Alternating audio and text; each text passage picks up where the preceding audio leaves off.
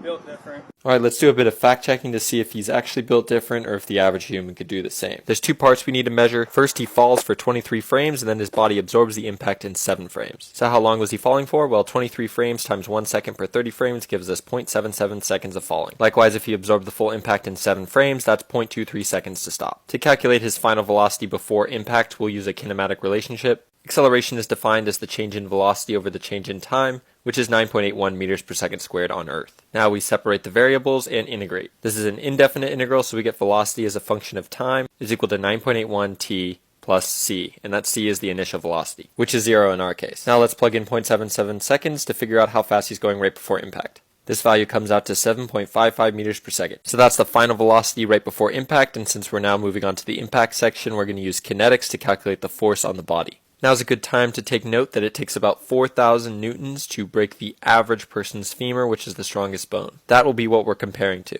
Anyway, now we'll use Newton's second law, again replacing acceleration with the time derivative of velocity. Just like we did before, multiply the dt to both sides, and we get f dt is equal to mdv, which we can now integrate. This will be a definite integral from 1 to 2, where 1's the starting point before impact and 2's after impact. Is the mass of Mr. Built Different a function of velocity? Well, unless he's burning some crazy amount of calories on the way down, no, it's just a constant and we can take it out. Now we evaluate our definite integral and we can write it as m delta v. The left-hand side of this equation isn't quite as obvious. Is the force a function of time? Let's use a force versus time graph as a tool to help us understand this question. So we're looking at the force with respect to time from 0 to 0.23 seconds when he finally stops. So we're asking, during this impact, was the force changing with time? If we had force transducers on him, would it be a large force at the beginning and less later? Or would it be the other way around? Since we don't know, the best thing to do is to assume that he somehow distributed the force evenly over time. And the total area under this curve represents the momentum change. We'll talk about that in a sec. Since the force here is the same here, the force is constant and we can take it out of the integral just like we did on the right hand side. What we're left with is the force times the change in time. Now we can solve for force, but this force is actually the average force, which happens to be the maximum in our example. The dude in the video is pretty short, no offense, so I'm going to guess around 60 kilograms. I could be off though.